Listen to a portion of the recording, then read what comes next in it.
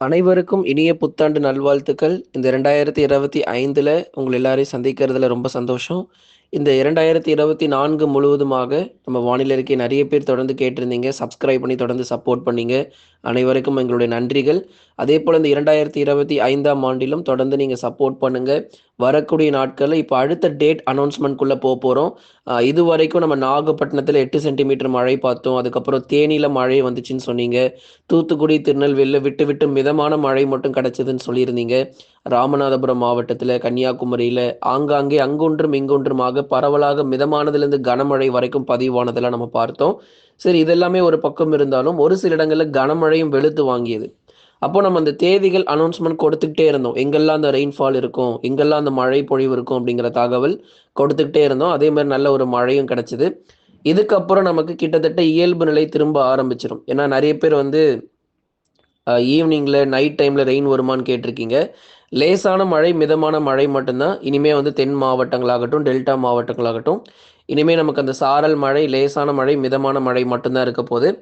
கிட்டத்தட்ட இப்ப நமக்கு வந்து கனமழைங்கிறது குறைஞ்சிரும். இப்ப நாளை முதல் உங்களுக்கு பெரிதளவுல மழை வாய்ப்புகள் தென் மாவட்டங்கள், டெல்டா மாவட்டத்தில எதிர்பார்க்க முடியாது. ஆனா இன்னொரு முக்கியமான ஒரு விஷயங்க, வடகிழக்கு பருவமழை இன்னும் நம்மகிட்ட தான் இருக்கு. வடகிழக்கு பருவமழை இன்னும் முடியல. இந்த வடகிழக்கு பருவமழை தீவிரம் காரணமாக கனமழையும் பதிவாக வாய்ப்புகள் இருக்கு. மறுபடியுமாக நெறைய தாழ்வு பகுதிகள் இலங்கை பக்கமா நமக்கு உருவாகி, தமிழகத்தை நோக்கி நகருமா அப்படிங்கிறது தான் தொடர்ந்து இந்த வானிலை அறிக்கையில நம்ம பேசப் போறோம். அதனால எல்லாருமே நீங்க தொடர்ந்து சப்போர்ட் பண்ணுங்க. இந்த வருஷத்திலும் நமக்கு வந்து வெயிலுடைய தாக்கமும் கோடை காலத்துல அதிகமா இருக்க போது. அதே மாரி மழை பொழிவு போன 2024 விட இந்த 2025ல இன்னும் அதிகமா தான் பெய்யுமே தவிர குறைஞ்சு வராது. ஆனா அதே மாரி எந்த அளவுக்கு மழை பொழிவு ரொம்ப தீவிரமா இருக்கோ, அதே அளவுக்கு கோடை காலங்கள்ல வெயிலுடைய வெப்பம் ரொம்ப தீவிரமாக இருக்கும் அப்படிங்கிறதையும் உங்களுக்கு இந்த அறிவிப்புகள் நம்ம சொல்லப் போகிறோம். தொடர்ந்து சப்ஸ்கிரைப் பண்ணி சப்போர்ட் பண்ணுங்க. வரக்கூடிய நாட்கள்ல எப்போலாம் மழை இருக்கிற தேதிகள் வந்து மறக்காம நோட் பண்ணிக்கோங்க. நண்பர்கள், உறவினர்கள் எல்லாருக்கும் தெரியப்படுத்த ஷேர் பண்ணுங்க. உங்க ஸ்க்ரீன்ல நெறைய ப்ராடக்ட்ஸ் எல்லாமே நம்ம டிஸ்ப்ளே பண்ணியிருக்கிறோம். பெஸ்ட் ஆஃபர்ல உங்களுக்கு அந்த ப்ராடக்ட் எல்லாமே இருக்கும். உங்களுக்கு வாங்கணும் அப்டின்னா, நீங்க மறக்காம பர்ச்சேஸ் பண்ணிக்கோங்க. நீங்க அதில போய் பார்க்கலாம். உங்க வீட்டுக்கு தேவையான பொருட்கள் மற்றும் மழைக்காலங்கள், குளிர்காலங்களில் தேவையான எல்லா பொருட்களுமே அதில் விற்பனை செய்யப்படுகிறது. சரிங்க. வங்கக்கடல் பகுதிகளில் ஜனவரி 2வது வாரத்தில் புதிய காற்றழுத்த தாழ்வு பகுதியானது உருவாகுறதுக்கான வாய்ப்பு இருக்கு. மறுபடியும் என்னங்க இது திருப்பி மொதல்ல இருந்து ஆரம்பிச்சா நாங்க என்ன பண்றதுன்னு சொல்லி கமெண்ட்ஸ்ல சில பேர் கேட்டிருந்தீங்க.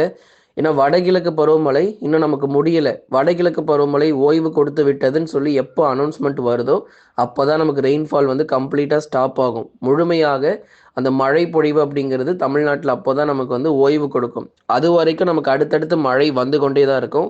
ஜனவரி 2வது வாரத்தில் உருவாகக்கூடிய இந்த குறைந்த காற்றழுத்த தாழ்வு பகுதி தமிழகத்தை நோக்கியும் நகர வாய்ப்பு இருக்கு. இலங்கையில முதலாவதாக இலங்கை பகுதிகள்ல அதிக மழை கொடுக்கும். இலங்கையில மழை கொடுத்ததுக்கு அப்புறமா ஜனவரி 2வது வாரத்தில் தமிழகத்தை நோக்கி நகர்ந்து கடலோர மாவட்டங்களில் பரவலாக கனமழையினுடைய தீவிரமும் நிச்சயமாக அதிகரிக்கும். இந்த பொங்கல் தொடங்குறதுக்கு முன்னாடியிலிருந்தே மறுபடியும் ஒரு ரெயின்ஃபால் வந்து ஸ்டார்ட் ஆகும். ஜான்வரி 10, 11, 12ல மறுபடியும் படிப்படியாக இந்த கோஸ்டல் ஏரியாஸ்ல இருக்கிறவங்க இப்போதைய நிலவரப்படி கடலோர மாவட்டங்களில் பரவலாக நமக்கு கனமழை பொழிய வாய்ப்பு இருக்கு. எப்போனா அந்த பொங்கல் நாட்கள் முன்பதாக வரைக்கும். அப்போ பொங்கல் நாட்கள்ல மழை எப்படிங்க இருக்க போகுதுன்னு கேட்குறீங்களா? பொங்கல் நாட்களிலும் விட்டு விட்டு நமக்கு பரவலாக கனமழையானது நிச்சயமாக வரும். இப்ப இந்த தாழ்வு பகுதி பொறுத்தவரைக்கும் வலுப்பெறாம அப்படியே தமிழகத்தை நோக்கி நகர்ந்துச்சு அப்படின்னா, வெறும் கனமழையோட முடிஞ்சிரும். ஒருவேளை இந்த தாழ்வு பகுதி வலுப்பெற்று ஒரு புயலாக மாறுச்சுன்னா, மறுபடியும் வெள்ளப்பெருக்கு நம்ம சந்திக்க போறோம். அதனால இது புயலா மாறுமா? அல்லது தாழ்வு மண்டலமா மாறுமாங்கிறதெல்லாம் வரக்கூடிய நாட்கள்ல சொல்றோம். தற்போதைய நிலவரப்படி ஒரு தாழ்வு பகுதி உருவாகும். கனமழை மட்டும் கடலோர பகுதிகள்ல பதிவாகுங்கிற வரைக்கும் தெரிஞ்சுக்கோங்க. வரக்கூடிய நாட்கள்ல இது எப்படிப்பட்ட ஒரு சூழ்நிலை நம்ம இருக்க போதுங்கிறத நிச்சயமா உங்களுக்கு அறிவிக்கிறோம். அதனால தான் தினந்தோறும் வானிலை அறிக்கை கேளுங்கன்னு நம்ம சொல்றது. பாருங்க, திடீர்னு பாருங்க இப்போ ஒரு ஒரு தாழ்வு பகுதியானது உருவாகுறதுக்கான வாய்ப்பு இருக்குன்னு நம்ம சொல்லிக்கிட்டு இருக்கோம். வானிலை பொறுத்தவரைக்கும் மாற்றங்கள் ஏற்பட்டுக்கிட்டே தான் இருக்கும். ஏன்னா இப்போ ஒரு மழை வந்து முடியுது அப்படின்னா, அதோட நமக்கு அப்படியே நின்ற போறது கிடையாது. அடுத்த மழை எப்போங்கிறத நீங்க கண்டிப்பா தெரிஞ்சுக்கிட்டு தான் ஆகணும். ஏன்னா வடகிழக்கு பருவமழை வந்து நம்ம கிட்ட இருக்கிற வரைக்கும் அடுத்தடுத்த மழை பொழிவுங்கிறது வந்து கொண்டே தான் இருக்கும். ஜனவரி 10ஆம் தேதி முதல் மீண்டும் பரவலாக கடலோரங்களில் மழை பொழிய ஆரம்பிக்கும். இனி வரும் நாட்களில் டெல்டா மற்றும் தென் மாவட்டங்களில் லேசானது முதல் மிதமான மழை, சாரல் மழை இனிமே இப்படிதான் இருக்கும். தேனி மாவட்டங்கள், தென்காசி மாவட்டங்கள், திருநெல்வேலி, தூத்துக்குடி, கன்னியாகுமரி, ராமநாதபுரம், விருதுநகர் போன்ற மாவட்டங்களில் இனிமே மழை வாய்ப்புகள் எப்படி இருக்கும்னா, லேசான மழை, சாரல் மழை, மிதமான மழை. நேத்து கூட ஒருத்தவங்க கமெண்ட் போட்டிருந்தாங்க. தென்காசியில வந்து விட்டு விட்டு எங்களுக்கு மிதமான மழை வந்துகிட்டே இருந்துச்சு.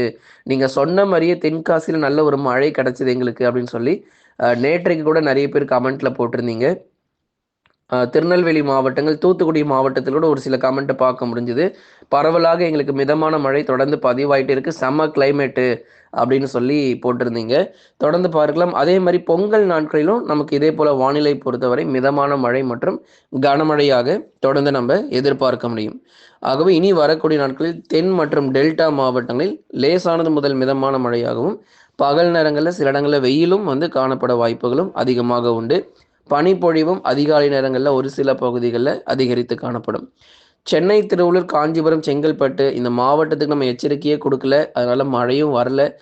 சென்னையிலிருந்து கடலூர் வரைக்கும் பெருசா நம்ம எச்சரிக்கை எதுவும் கொடுக்கலங்க. ஏன்னா, அந்த கேடிசிசி பகுதிகளுக்கு மழை பொழிவு ரொம்ப குறைவா தான் இருக்கு.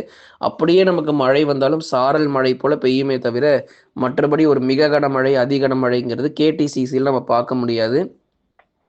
ஆனா, இந்த பொங்கல் நெருங்கும் பொழுது பரவலாக ஒரு கனமழையானது கேடிசிசில எதிர்பார்க்கலாம். சென்னை, திருவள்ளூர், காஞ்சிபுரம், செங்கல்பட்டு மாவட்டங்கள் எல்லாமே இந்த தாழ்வு பகுதி நகரக்கூடிய திசையில தான் இருக்கு. அந்த தாழ்வு பகுதி தொடர்ந்து வடக்கு மற்றும் வடமேற்கு திசை நோக்கி நகர்ந்துச்சுன்னா, சென்னை மறுபடியும் ஒரு மிக கனமழையை வந்து சந்திக்கும். ஒருவேளை உருவாகக்கூடிய தாழ்வு பகுதி வந்து சென்னை பக்கம் வராம, இலங்கையிலேயே முழுமையா கரை கடந்து, அப்படியே தூத்துக்குடி, திருநெல்வேலி, ராமநாதபுரம் வழியாக போச்சு அப்படின்னா, தென் மாவட்டங்களுக்கு அதிக மழை கிடைக்கும். ஆகவே இது நகரக்கூடிய திசைகள் தொடர்ந்து தீவிரமா கண்காணிப்புல வைக்கப்பட்டிருக்கிறது. வரக்கூடிய நாட்கள்ல உங்களுக்கு இந்த தாழ்வு பகுதி எந்த திசை நோக்கி நகரப்போகுது அப்படிங்கிற மிக மிக முழுமையான தகவலோட இனிமே தான் நம்ம பார்க்க போறோம்.